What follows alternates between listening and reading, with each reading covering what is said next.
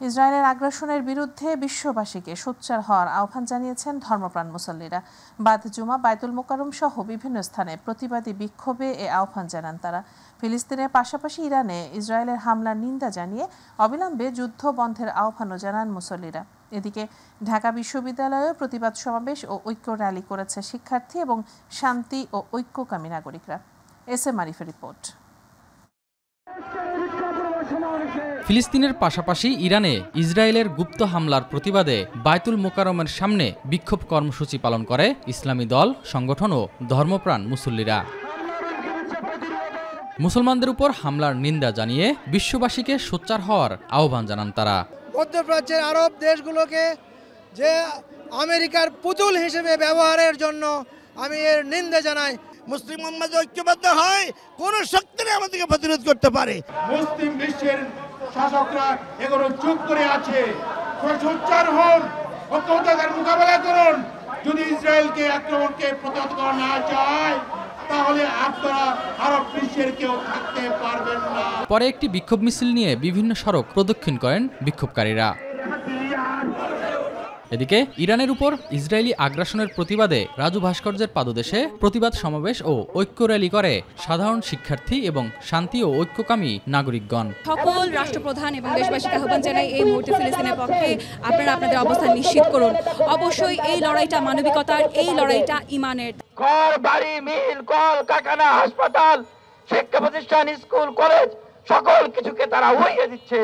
তখনও আমরা জাতিসংঘের কোনো মায়া কান্না দেখতে পাই না। অবিলম্বে মুসলমানদের উপর হামলা বন্ধের দাবি জানান তারা। এস এম আরিফ, মাই টিভি, ঢাকা। এবার অন্যান্য প্রসঙ্গ।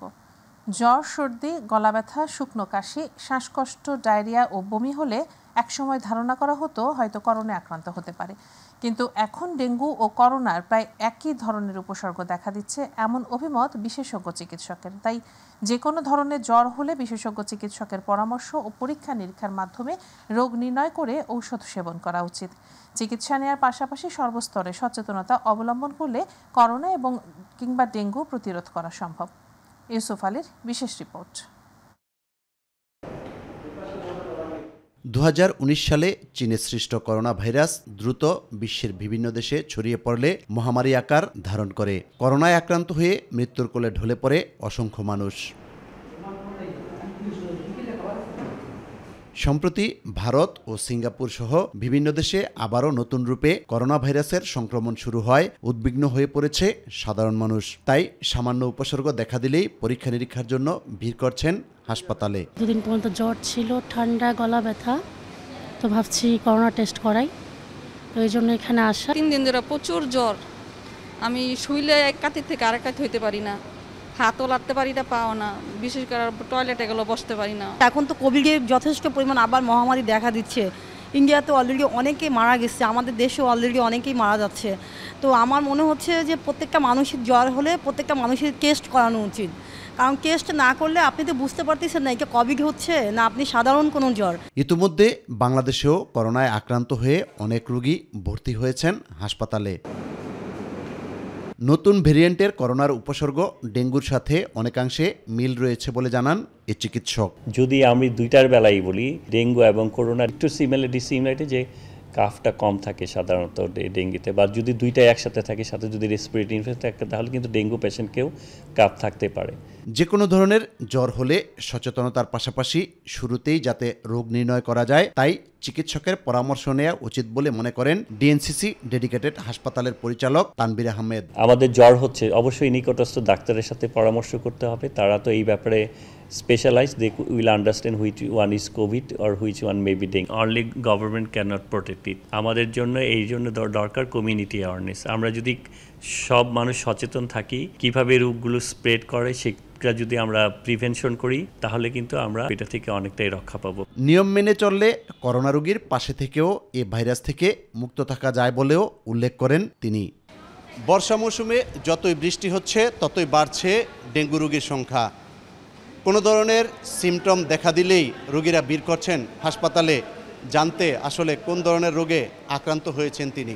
তবে বিশেষজ্ঞ চিকিৎসকেরা বলেছেন ডেঙ্গু কিংবা করোনা যেটি হোক না কেন সচেতনতাই পারে এ রোগ প্রতিরোধ করতে। ইউসুফ আলী, মাই টিভি, ঢাকা। সূচনা লগ্নে করোনা সংক্রমণ আর মৃত্যুহার দেশের অন্যান্য জেলা শহরের চেয়ে বেশি ছিল কুষ্টিয়ায়। এ কারণে কুষ্টিয়ার 250 শয্যার হাসপাতালে স্থাপন করা হয় কোটি টাকা ব্যয়ে আধুনিক পিসিআর ল্যাব। তবে সে ল্যাবের এখন আর কোনো অস্তিত্ব নেই। চুরি হয়ে গেছে ল্যাবের গুরুত্বপূর্ণ যন্ত্রাংশ। করোনার বিস্তার নিয়ে নতুন করে উদ্বেগ ছড়ানোর মধ্যে একমাত্র পিসিআর ল্যাবটির যন্ত্রপাতি চুরির ঘটনায় জনমনে ক্ষোভ সৃষ্টি হয়েছে। প্রতিনিধি আব্দুর রাজ্জাক বাচ্চুর রিপোর্ট, জানাচ্ছেন শামস তাবরিজ উচ্ছ্বাস। 2020 সালে দেশে করোনা সংক্রমণ ব্যাপক হারে ছড়িয়ে পড়ায় প্রায় 2 কোটি টাকা ব্যয়ে কুষ্টিয়া 250 শয্যা হাসপাতালে বসানো হয় পিসিআর ল্যাব। তাতে নিরবিচ্ছিন্ন করোনা শনাক্তের সেবা পান কুষ্টিয়া ছাড়াও আশপাশের কয়েক জেলার লাখো মানুষ। সংক্রমণ কমে যাওয়ার 1 বছর আগে পিসিআর ল্যাবের কার্যক্রম বন্ধ হয়ে যায়। সম্প্রতি হাসপাতাল কর্তৃপক্ষ জানায়, পিসিআর ল্যাব ভবনের জানালার গ্রিল কেটে একটি PCR machine, computer, CC camera চুরিসহ প্রায় 40 লাখ টাকা ক্ষতি হয়েছে। বিল্ডিংটার বিভিন্ন জায়গা থেকে পানি পড়তো, তো যে রুমটাতে আমরা পিসিআরে কাজ করতাম ওই রুম থেকে সরাই রাখছিলাম। ওই রুমের ছাদ লিকেজ ছিল, বৃষ্টি হলে পারে পানি পড়তে, এই জন্য আমরা পাশের রুমে সরাই রাখছিলাম। আর দীর্ঘদিন যাবত যেহেতু কাজ নাই বা কোভিডের স্যাম্পল নাই, এই জন্য আমাদের জাস্ট ওই রক্ষণাবেক্ষণের ব্যাপারটা আমাদের ছিল। তো তৎক্ষণাৎ আমরা ল্যাবে যাই এবং আমাদের প্রিন্সিপাল স্যারও যান, যে ওখানে সরেজমিনে আমরা দেখি এবং আমরা পুলিশের কাছে অভিযোগ দিই এবং পরবর্তীতে অফিসিয়াল এটা একটা তদন্ত কমিটি গঠিত হয়, তারা তদন্ত করে রিপোর্ট দেন। এদিকে নতুন করে করোনার বিস্তার নিয়ে উদ্বেগ ছড়ানোর মধ্যেই জেলার একমাত্র পিসিআর ল্যাবটির যন্ত্রপাতি চুরির ঘটনায় ক্ষোভ প্রকাশ করেছেন সাধারণ মানুষ, সচেতন মহল সহ উপসর্গ নিয়ে হাসপাতালে আসা রোগীরা। কর্মরত যারা দায়িত্বশীল রয়েছেন তাদের দায়িত্বের প্রতি কতটা অবহেলা থাকলে একটা গুরুত্বপূর্ণ জিনিস, গুরুত্বপূর্ণ সরঞ্জাম এই জায়গা থেকে হারা যেতে পারে। এবং যারা এই ঘটনার সঙ্গে, চুরির সঙ্গে জড়িত এবং এই পিসিআর ল্যাবকে ধ্বংস করার জন্য যারা চক্রান্ত করেছে তাদের সকলকে আইনের আওতায় আনতে হবে। তদন্ত সাপেক্ষে এদের বিচারের দাবি জানাচ্ছি। তবে হাসপাতাল কর্তৃপক্ষের দাবি, এ ঘটনায় করোনা শনাক্ত কিংবা চিকিৎসায় কোনো প্রভাব পড়বে না। আইসোলেশন ওয়ার্ড প্রস্তুত হলে করোনা শনাক্তের কাজ শুরু করবেন তারা। করোনার মতো তো ঠান্ডা, কাশি, জ্বর এরকম নিয়ে ভর্তি আছে এবং গত কয়েকদিনে অনেক রোগী ভর্তি হয়েছে, কিন্তু বেসিক্যালি আইসোলেশন ওয়ার্ড আমাদের রেডি, কিন্তু আমরা আসলে ওই কিছুটা ডায়াগনোসিস কনফার্ম করতে পারছি না বলে তাদেরকে আইসোলেশন ওয়ার্ডেও নিতে পারছি না। করোনা উপসর্গ নিয়ে হাসপাতালে আসছেন অনেকেই, তাই করোনা শনাক্ত ও চিকিৎসা চালু করতে দ্রুত উদ্যোগ নেবে কর্তৃপক্ষ, এমনটাই দাবি এলাকাবাসীর। শামস তাবরিজ উচ্ছ্বাস, মাই টিভি নিউজ ডেস্ক। বৃহস্পতিবার সকাল 8টা থেকে শুক্রবার সকাল 8টা পর্যন্ত একদিনে ডেঙ্গু আক্রান্ত হয়ে হাসপাতালে ভর্তি হয়েছেন অন্তত 151 জন রোগী। তাদের মধ্যে সবচেয়ে বেশি 86 জন আক্রান্ত বরিশাল বিভাগে। তবে এই সময়ে ডেঙ্গুতে কারো মৃত্যু হয়নি। শুক্রবার স্বাস্থ্য অধিদপ্তরের হেলথ ইমার্জেন্সি অপারেশন সেন্টার ও কন্ট্রোল রুম থেকে পাঠানো সংবাদ বিজ্ঞপ্তিতে এসব তথ্য জানানো হয়েছে। এতে বলা হয়, হাসপাতালে নতুন ভর্তিদের মধ্যে বরিশাল বিভাগের 86 জন, চট্টগ্রাম বিভাগের 15, ঢাকা বিভাগের 17, ঢাকা উত্তর সিটির 18, ঢাকা দক্ষিণ সিটির 10, রাজশাহী বিভাগের 2 এবং খুলনা বিভাগের 3 জন রয়েছেন। বছরের এখন পর্যন্ত ডেঙ্গুতে মৃত্যু হয়েছে 30 জনের। বিএনপির সিনিয়র যুগ্ম মহাসচিব অ্যাডভোকেট রুহুল কবির রিজভী আহমেদ বলেছেন, ফ্যাসিবাদী দল পলাতক আওয়ামী লীগকে পুনর্বাসন করতে ভারতীয় নীতি নির্ধারকরা নানাভাবে ষড়যন্ত্র করে যাচ্ছে। শেখ হাসিনার পতনকে তারা সহ্য করতে পারছে না। লন্ডনে ডক্টর ইউনূস তারেক রহমানের বৈঠকের পর তারেক রহমানকে নিয়ে ষড়যন্ত্র শুরু হয়েছে। দুপুরে দলের ভারপ্রাপ্ত চেয়ারম্যান তারেক রহমানের নির্দেশনায় আমরা বিএনপি পরিবারের পৃষ্ঠপোষকতায় পাবনার চাটমোহরের প্রবীণ বিএনপি নেতা আবু তাহের ওরফে তাহের ঠাকুরকে দেখতে গিয়ে সাংবাদিকদের তিনি এসব কথা বলেন। এ সময় তার চিকিৎসার জন্য তাহের ঠাকুরের হাতে আর্থিক অনুদান ও তারেক রহমানের শুভেচ্ছা পৌঁছে দেন। ষড়যন্ত্র এখনো কমছে না। পার্শ্ববর্তী দেশ তারা যখনই দেখেছে ডক্টর ইউনূস সাহেব এবং তারেক রহমান সাহেবের বৈঠক হয়েছে, এখন আমাদের ভারপ্রাপ্ত চেয়ারম্যান তারেক রহমানের নামে অসংখ্য কুৎসা এবং অপপ্রচার সেখান থেকে চালানো হচ্ছে। এই দেশের মানুষই নির্ধারণ করবে তাদের শাসক কে হবে, তারাই ভোট দিয়ে ঠিক করবে কোন দলকে তারা নির্বাচন করবে, তারাই দেশ শাসন করবে। এই জন্যই আমাদের 16 বছরের নিরবচ্ছিন্ন আন্দোলন সংগ্রাম আমরা করে গেছি। দীর্ঘ 16 বছর ধরে জনগণ ভোট দেওয়ার জন্য মুখিয়ে রয়েছে বলে মন্তব্য করেছেন বিএনপি চেয়ারপারসনের উপদেষ্টা সৈয়দ মোয়াজ্জেম হোসেন আলাল। তাই জনগণের ভোটের অধিকার নিশ্চিত করার জন্যই নির্বাচনের কথা বলছে বিএনপি। জাতীয় প্রেস ক্লাবের সামনে এক সমাবেশে তিনি এসব কথা বলেন। এ সময় তিনি আরও বলেন, প্রধান উপদেষ্টাকে সহায়তা করার জন্য বিএনপি অঙ্গীকারাবদ্ধ। ইলিয়াস মাদবর জানাচ্ছেন বিস্তারিত। জাতীয় প্রেস ক্লাবের সামনে প্রশাসনের ঘাপটি মেরে থাকা ফেসিবাদের দোসরদের গ্রেপ্তার করে নির্বাচনের সুষ্ঠু পরিবেশ নিশ্চিত করার দাবিতে এক যুব সমাবেশ অনুষ্ঠিত হয়। একটি নির্বাচিত সরকার ছাড়া আপনার এই যে মহাযজ্ঞ পরিকল্পনার সংস্কারের কথা বলছেন, সেগুলো কোনোদিন বাস্তবায়ন করা সম্ভব নয়। এ সময় বিএনপির যুগ্ম মহাসচিব আব্দুল সালাম আজাদ বলেন, এখনো আওয়ামী লীগের দোসররা রাষ্ট্র চালাচ্ছেন। প্রফেসর ইউনূসকে বলতে চাই, আপনার আইনের শাসন, আপনার মন্ত্রিসভা নিরপেক্ষতার প্রশ্ন আসলে ওই দুইজন উপদেষ্টাকে বহিষ্কার করেন। ওই উপদেষ্টা যদি এখানে থাকে তাহলে সঠিক নির্বাচন বাংলাদেশে হবে না। একটি নির্দিষ্ট সময়ের মধ্যে প্রশাসনে থাকা ফেসিবাদের দোসরদের অপসারণের দাবি জানান বিএনপি চেয়ারপারসনের উপদেষ্টা সৈয়দ মোয়াজ্জেম হোসেন আলাল।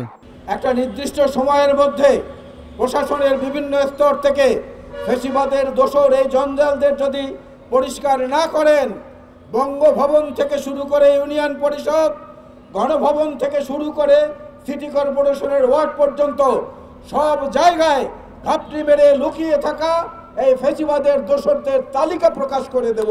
ইলিয়াস মাদবর, মাই টিভি, ঢাকা।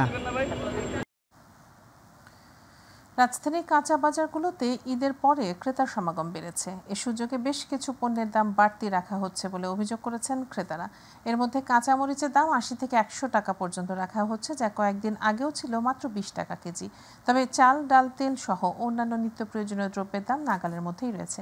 আজকের বাজার দর জানাচ্ছেন আফজাল হোসেন। ঈদের পর এই প্রথম রাজধানীর কাঁচা বাজারগুলোতে ক্রেতাদের এমন বাড়তি ভিড়। আবহাওয়াজনিত কারণে কাঁচামালের সরবরাহ কম ছিল, এ অজুহাতে কিছু পণ্যের দাম বেশি রাখার অভিযোগ উঠেছে। এর মধ্যে গেল সপ্তাহের ২০ টাকা কেজির কাঁচামরিচের দাম উঠেছে ৮০ থেকে ১০০ টাকা পর্যন্ত। এর আগে তো দেখতেছি আরও কম ছিল দাম, এখন তো দেখা যায় অনেক বাড়তি হয়ে গেছে। একটা ১০০ টাকা, একটা ৮০ টাকা, একটা ৬০ টাকা। হঠাৎ করে কাঁচামরিচের দামটা বেড়ে গেছে। গাজর আছে, গাজর ভিআইপি হয়ে গেছে, গাজর ১২০ টাকা কেজি। এদিকে অন্যান্য সময়ের তুলনায় অনেকটা কম দামে মিলছে ব্রয়লার সহ অন্যান্য জাতের মুরগি। ফলে গরুর মাংস থেকে মুখ ফিরিয়ে তুলনামূলক সস্তা মুরগির মাংসের দিকে ঝুঁকছেন ক্রেতারা। অপরদিকে মাছের বাজার তুলনামূলকভাবে স্থিতিশীল থাকায় স্বস্তিতে ক্রেতারা। চান্দা মাছ বেচতেছি ১১০০, আর ছোট বেচতেছি একটু ছোট সাইজ, এটা বেচতেছি আপনার ১০০০ টাকা কেজি। এতে আর একটু ছোট সাইজ, এটা ৮০০ টাকা। বাতাসি বেচতেছি ৮০০, ১০০০ টাকা কেজি। কারণ কাজকি বেচতেছি ৬০০ টাকা কেজি, পোয়া বেচতেছি ৫০০ টাকা কেজি। এদিকে চাল, ডাল, তেল, মশলা সহ নিত্য প্রয়োজনীয় দ্রব্যের দাম আগের মতোই স্থিতিশীল রয়েছে। আমি শসা কিনেছি, গাজর কিনেছি, মাছ কিনছি, রুই মাছ ১৮০ টাকা, ২৮০ টাকা করে। তারপরে চিংড়ি মাছ কিনেছি, চিংড়ি মাছ ৭০০ টাকা কেজি, ওই ছোটো চিংড়ি যেটা ওইটা আর কি, সাদাটা। চাউল, ডাল, তেল এগুলো সব আগের দামই আছে। দেখা যায় তেলের দাম একটু বাড়ে, ওটা আবার মানে আপ ডাউন হয়। আফজাল হোসেন, মাই টিভি, ঢাকা। মৌসুমী বায়ুর প্রভাবে সাগর উত্তাল রয়েছে, তাই ৪ সমুদ্র বন্দরকে ৩ নম্বর সতর্কতা সংকেত দেখিয়ে যেতে বলেছে আবহাওয়া অফিস। এছাড়া দেশের ৪ বিভাগে ভারী থেকে অতি ভারী বর্ষণের আশঙ্কা রয়েছে। বৃহস্পতিবার সন্ধ্যায় আবহাওয়া অফিসের দেওয়া সতর্ক বার্তায় তথ্য জানা গেছে। আবহাওয়া বার্তায় বলা হয়েছে, দক্ষিণ পশ্চিম মৌসুমী বায়ু সক্রিয়তার কারণে বৃহস্পতিবার বিকেল ৫টা থেকে পরবর্তী ২৪ ঘন্টায় চট্টগ্রাম, খুলনা, রংপুর ও রাজশাহী বিভাগের কোথাও কোথাও ভারী থেকে অতি ভারী বর্ষণ হতে পারে। আলাদা আরেকটি সতর্ক বার্তায় বলা হয়েছে, সক্রিয় মৌসুমী বায়ুর কারণে উত্তর বঙ্গোপসাগর এলাকায় বজ্র মেঘ তৈরি হচ্ছে এবং বায়ুচাপের তারতম্যের আধিক্য বিরাজ করছে। এর প্রভাবে উত্তর বঙ্গোপসাগর, বাংলাদেশের উপকূলীয় এলাকা এবং সমুদ্রের ওপর দিয়ে ভারী থেকে অতি ভারী বৃষ্টি সহ ঝোড়ো হাওয়া বয়ে যেতে পারে। ভারতের উজান থেকে নেমে আসা পাহাড়ি ঢল এবং গত কয়েকদিনের টানা বর্ষণে ফেনীর ফুলগাজীতে মোহরী নদীর উত্তর বড়িয়া নামক স্থানে বাঁধ ভেঙে যায়। মুহূর্তেই পানি ঢুকে যায় উত্তর বড়িয়া গ্রামের বিভিন্ন বাড়িঘরে। এতে চরম দুর্ভোগে পড়ে বাসিন্দারা। অনেকে বাড়িঘর ছেড়ে অন্যত্র আশ্রয় নিয়েছে। রান্নাবান্না বন্ধ রয়েছে। সরেজমিনে দেখা গেছে দক্ষিণ বড়িয়া, বিজয়পুর, বসন্তপুর, ফতেহপুর, বশিকপুর সহ পার্শ্ববর্তী এলাকাগুলো নিম্নাঞ্চল প্লাবিত হয়েছে। ফুলগাজী বাজারে পানি ওঠায় সেখানে দোকানপাটের মালামাল ক্ষতিগ্রস্ত হয়েছে। পরশুরাম উপজেলায় নদীর পাড় দিয়ে পানি ঢুকে লোকালয় প্লাবিত হয়েছে। পানি ফেনী পানি উন্নয়ন বোর্ডের নির্বাহী প্রকৌশলী আক্তার হোসেন মজুমদার জানান, মহরী নদীর পানি এখনও বিপদসীমার নিচ দিয়ে প্রবাহিত হচ্ছে, তবে বাঁধের বেশ কয়েকটি স্থান এখনও ঝুঁকিতে রয়েছে। একটি স্থানে বাঁধ ভেঙেছে।